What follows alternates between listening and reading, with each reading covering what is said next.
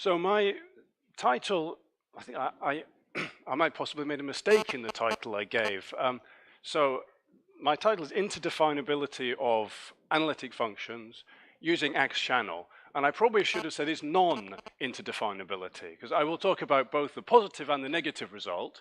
But the Ax-Schanuel is used for the negative result, so it's non-interdefinability.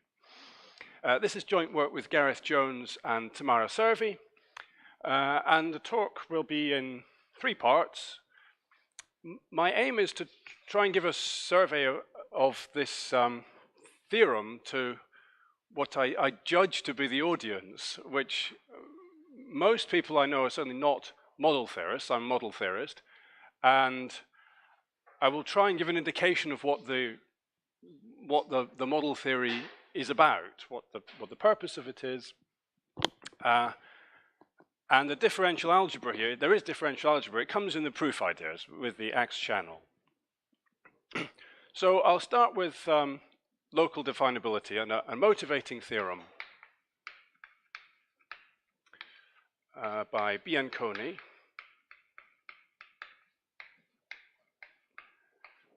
1997, and it says if we consider the real field equipped with the exponential function, the sine function is nowhere definable.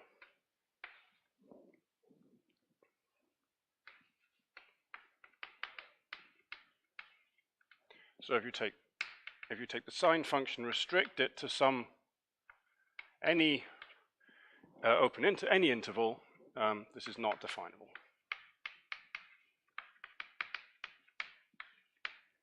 So what does definable mean? So I assume there are some people in the audience who don't know, maybe even most. And since I'm giving a Blackboard talk, please do interrupt if you have questions. Good, a question already.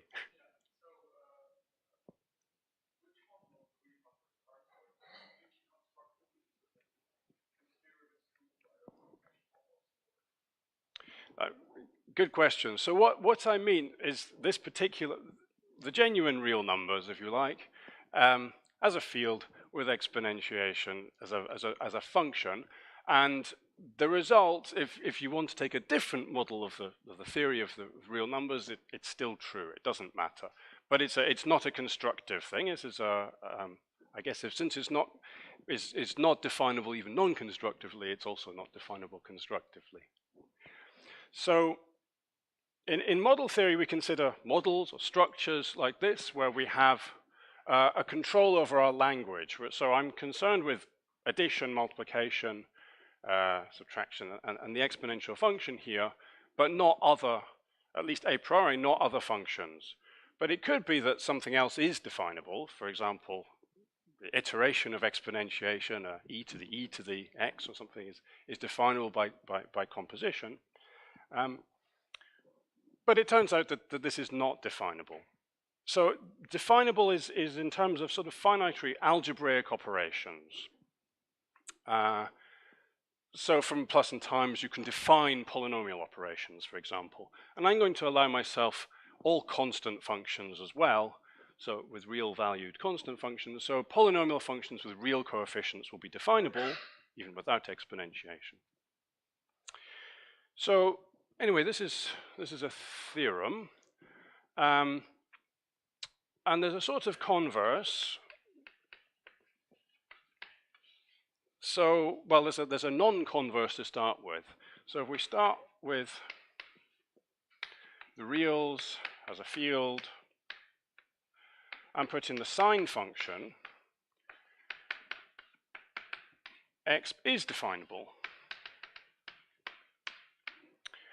And there's a really big difference between these two structures. So in this one, definability is really about local algebraic geometric operations. So differentiability is there because our notion of definability allows us to do epsilon delta calculations, so you can differentiate. but it doesn't allow us to do integrals. But here, the notion of definable is quite different. And it's because, if you look at this formula, it says sine 2 pi x equals 0. This formula defines the set of integers. And if you have the set of integers with your addition and multiplication, you can do whatever Gödel could do, which is all of computation and more. And you can code induction, and with induction and with the reals together, you can code things like limits of infinite series. So you can get exp as a limit of its Taylor series, and similarly, you can get most analytic functions. So definability in the structure is something completely different from definability here. And this is a sort of distinction we have in model theory between these very untamed structures where definability there's no nice geometric theory, and here it's a very tame theory. In fact, the word we use is O minimal to do with the order structure on the reals. That's where the O is. But there's a better converse. So if we replace the sign by the restriction of the sign, then you get back into this O minimal world. You don't get a global sign, so you don't get all of the integers at once. And in fact, the converse becomes true. If you take just the restricted sign, the exponential is not definable. So maybe another more concrete example of definability. So from the complex exponential, the sign is definable. Sine z is whatever, it's e to the iz minus e to the minus I z over 2I. So this is a very concrete and simple definition.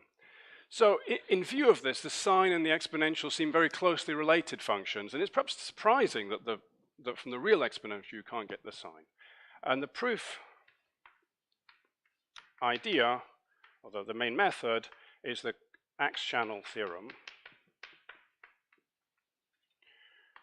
for the complex exponential functions, the exponential and the complexes. And from that, you can deduce some Ax-Schanuel relating the real exponential and the real sine function, or if you like, not relating them, showing that they are in some way orthogonal.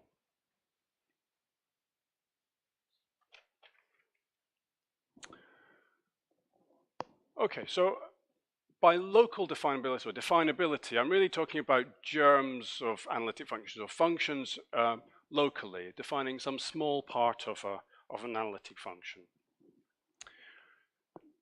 This theorem by Bianconi is somehow about real functions, real analytic functions. Our work is in fact about complex analytic functions, holomorphic functions. So I will say a little bit about those. So these Weierstrass P functions are the functions we're looking at. So if you take some lattice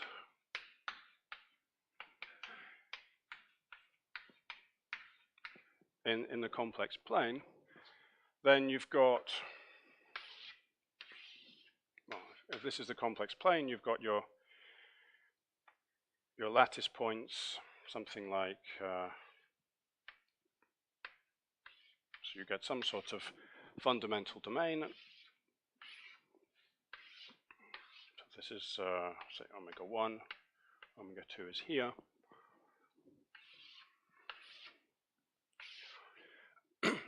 And then you can quotient by this lattice to get something which is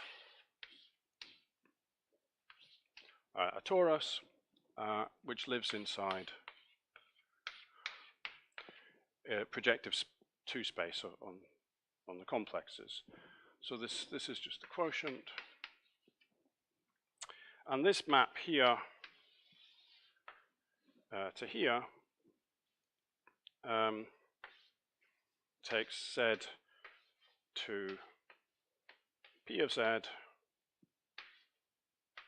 p dashed of z.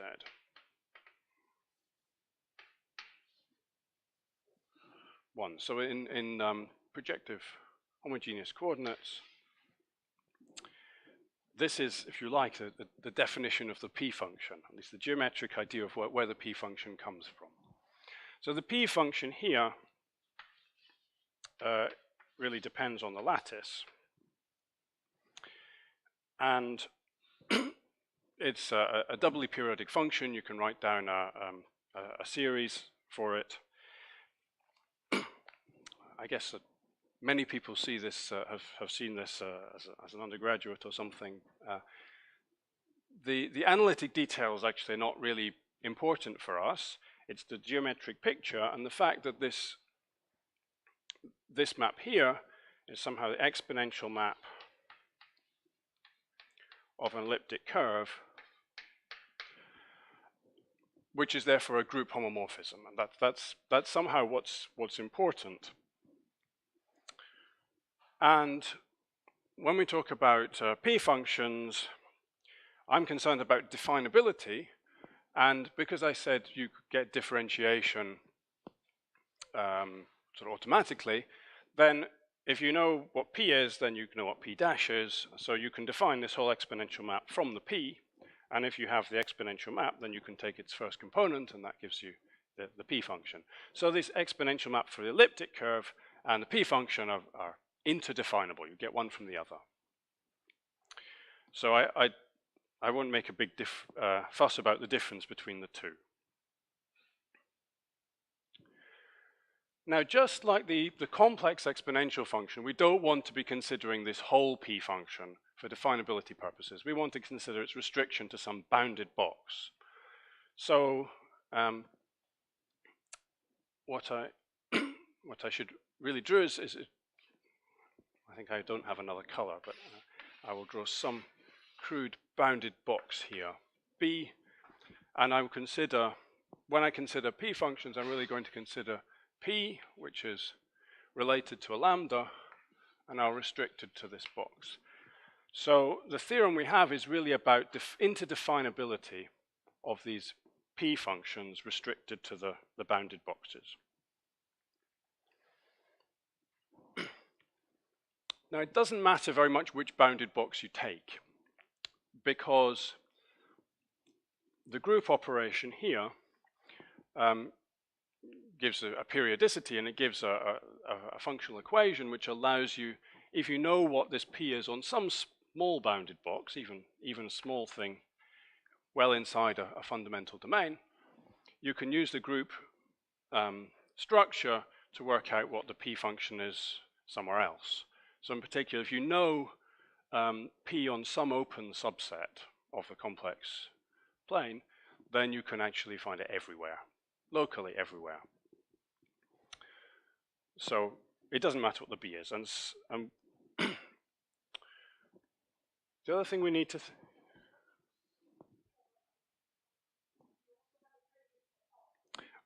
that's a very good question.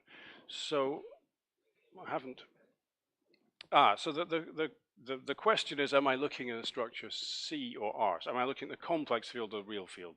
So the answer is I'm looking at the real field. This is a question about Ohm normality. On the other hand, in a sense, it doesn't matter. If you put in to your language one of these things, where the box is some rectangular thing, then you'll get the reals out anyway. So, well, I'll state the theorem in a minute. Oh, okay, I will state it now. So, it's a theorem.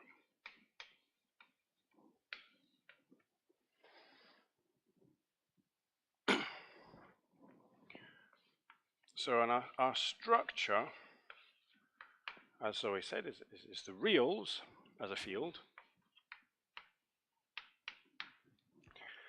And I won't give the full, most general form of our theorem, but what's more or less the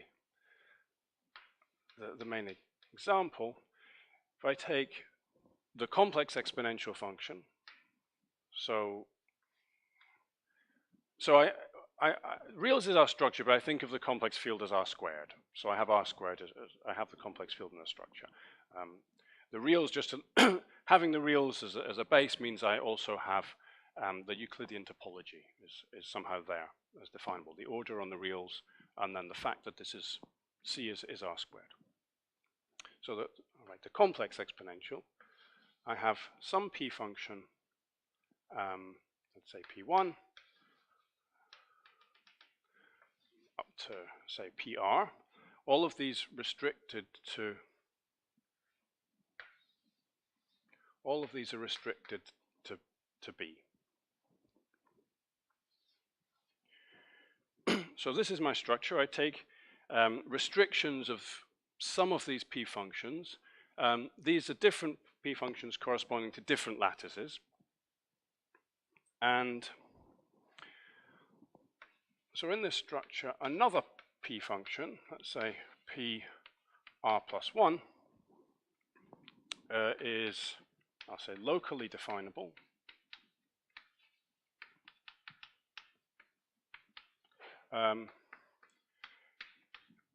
If and only if writing the corresponding lattices, so the lattice lambda r plus 1, from which this P comes from, this P comes from, is obtainable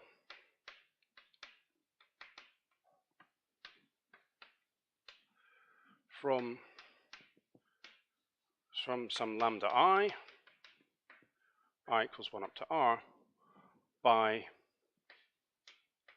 homothety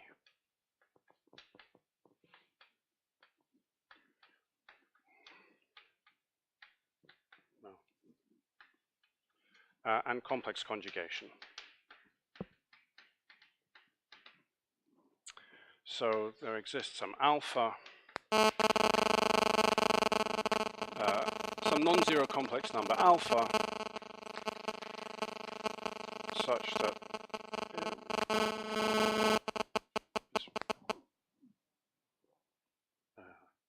yes, but now it's stopped.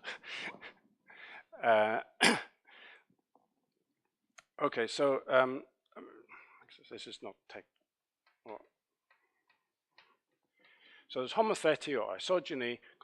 So what I mean is that this is contained in alpha times one of the other lattices. Or it's contained in alpha times the complex conjugate of this lattice. So there are two sides to this theorem. It's an if and only if theorem. The if theorem, if this lambda is contained in this, one of these, then it's very straightforward actually, just to prove that this is definable. You write down a definition, which is basically you take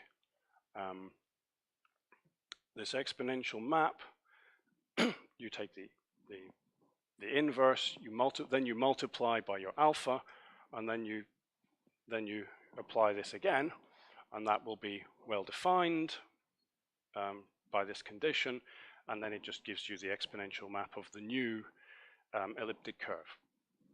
So it's very straightforward, the positive direction. The complex conjugate, well, this is something called the Schwarz reflection of the P function. So you apply complex conjugation to the variable z, you apply your function, and you apply complex conjugation again.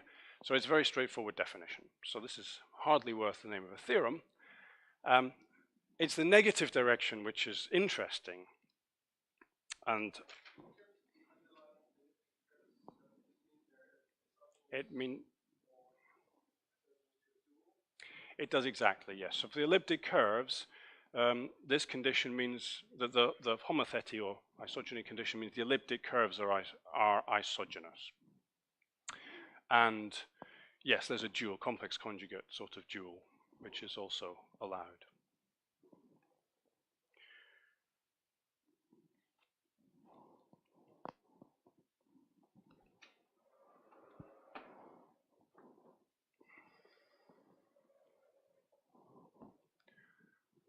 Okay, so I have some time to talk about the proof ideas.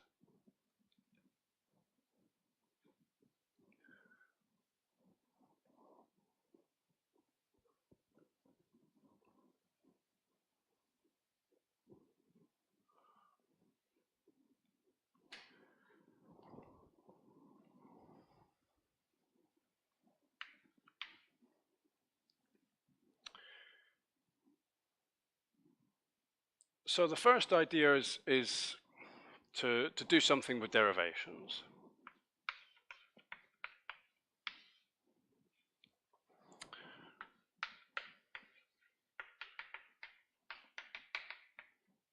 So a derivation, say, d. So I'm going to look at derivations on the complex field.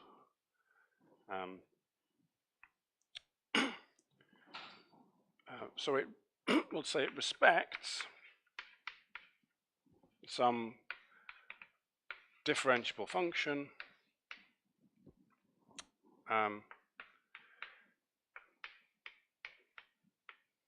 if for every point a of u,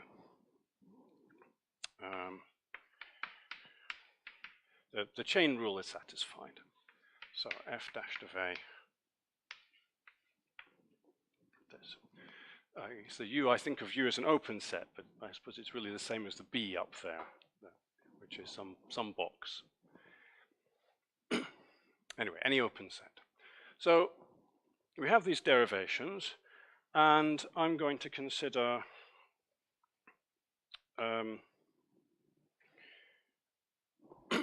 given a set of functions, I want to consider the collection of derivations which respects all of those functions. So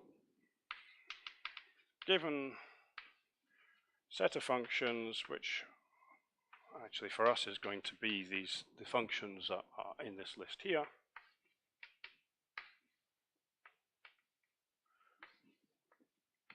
Now, it could be some other list of differentiable functions.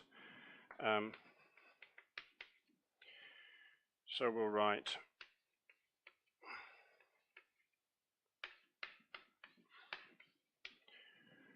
for the set of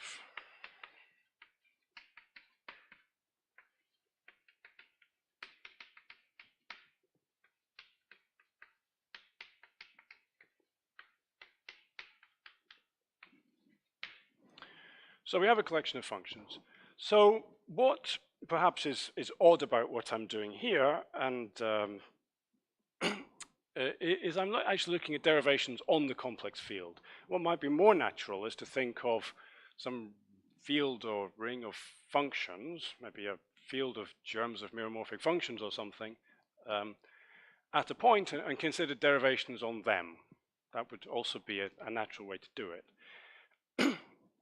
Essentially, there are two different equivalent approaches to the same thing. So in model theory, what we really like doing is taking a structure, like our real field with some functions, and moving to a different model of it. Now, very often that will be a bigger model. For example, from the real field, you might go up to a field of a Laurent series or trans series or something, as we heard about yesterday.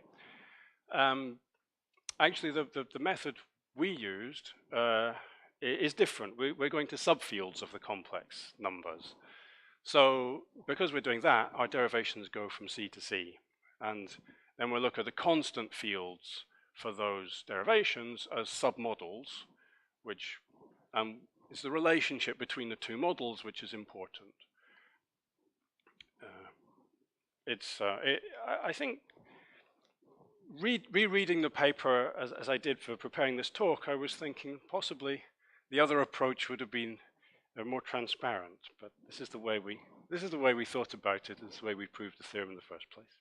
So anyway, this is the way we're using Ax-Schanuel, these sort of derivations. Okay, so then what is this Ax-Schanuel?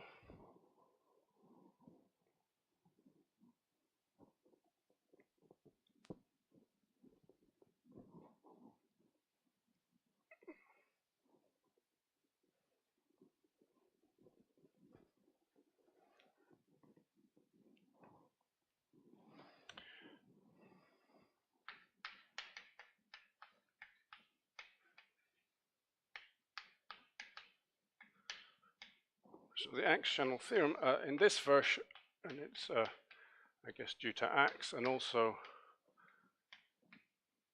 due to Brownewell and Kubota,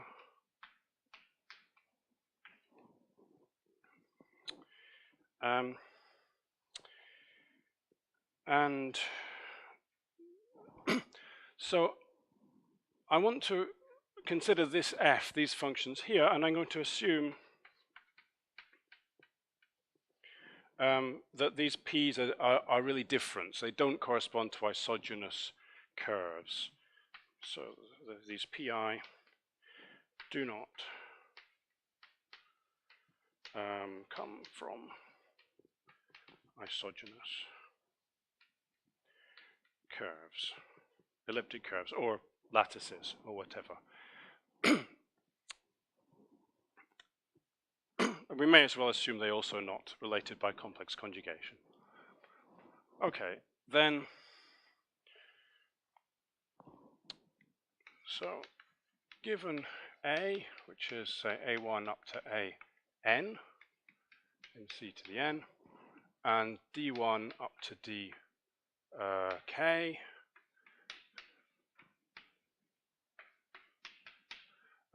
C intersection of the C deltas. So this is the common constant field. Let's define some delta sub f of A to be the transcendence degree of all these A's, together with the e to the A's, together with the bj's of the ai's. So all of these things for all ij together over this C. And I'm going to subtract r plus 1 times the linear dimension with respect to rationals of these A's over the C's. Oh, I want another assumption just for simplicity. So just for simplicity of the equation, I assume that none of the elliptic curves have complex multiplication. It's not an essential requirement. So this is our pre-dimension function.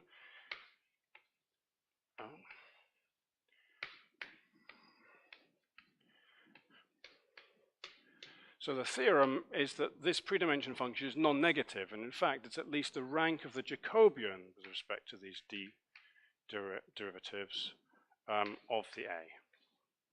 So if you like, the rank of the matrix, which you get by applying this dk to these AIs.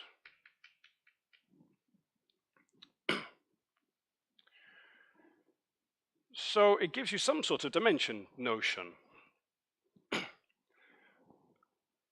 And this really is saying that these functions are, in some sense, orthogonal. But this is not quite a dimension. So we define an F transcendence degree of A to be the minimum of the delta F of A together with some any B such that B is in some C to the n. So we can extend our tuple A to a bigger tuple, and we look for the tuple which gives us the minimum value of this. So it's a natural number value, so there will be some minimum. And this is our transcendence degree. And this is the notion of dimension or transcendence degree, which is appropriate when you have all these functions as well. So if f is somehow the empty set of functions, we just have polynomials, then this will just be the normal transcendence degree. And this is related to the linear dimension of some space of derivations, well, via this Jacobian matrix, just as the linear dimension of a space of derivations is normal derivations, gives you transcendence degree of a field extension. So what does this have to do with the theorem? So I need to briefly relate the two. And here we need to use some tricks from minimality and this Ax-Schanuel theorem and some differential forms. So I won't So those are the ingredients which go in. Just tell you what the result is. So f u to c is definable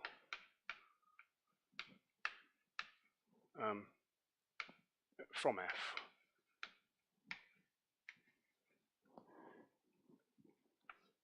Implies that for all a in U, this f transcendence degree of f of a over a is 0, and the converse, if for all a in U, the f transcendence degree of f of a over a equals 0, that implies that f is definable almost everywhere.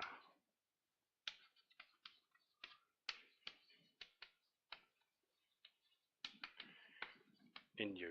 So everywhere except, let's say if this is one variable function, everywhere except on a possibly countable set of exceptional points. And because the functions we care about here are these homomorphisms, then if it's definable almost everywhere, it's definable everywhere. Okay, so with this, I've related this f transcendence degree to the statement of the theorem, to definability, and the actual proof then is a short calculation with these pre-dimension functions. Okay, so thank you very much.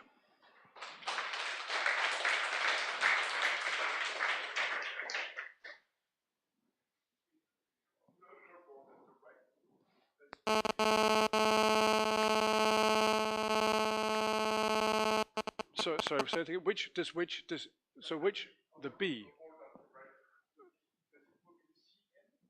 Which B is, sorry. This B. Sorry. Here, right. So this B, this is a concatenation. Yes, this is a concatenation. So it's any, this M is variable. It's any tuple of finite length. Yeah.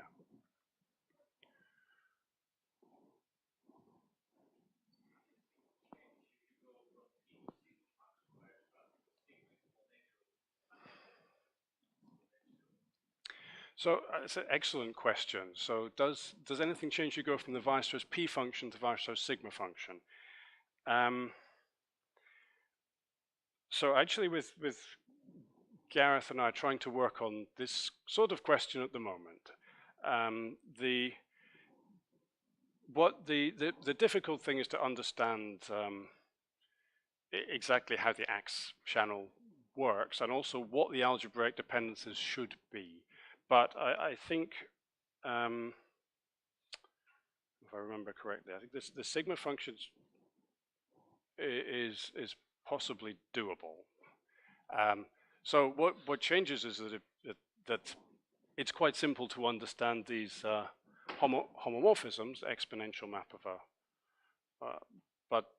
but it's less easy to understand algebraically the sigma functions and the Weierstrass zeta and things like this.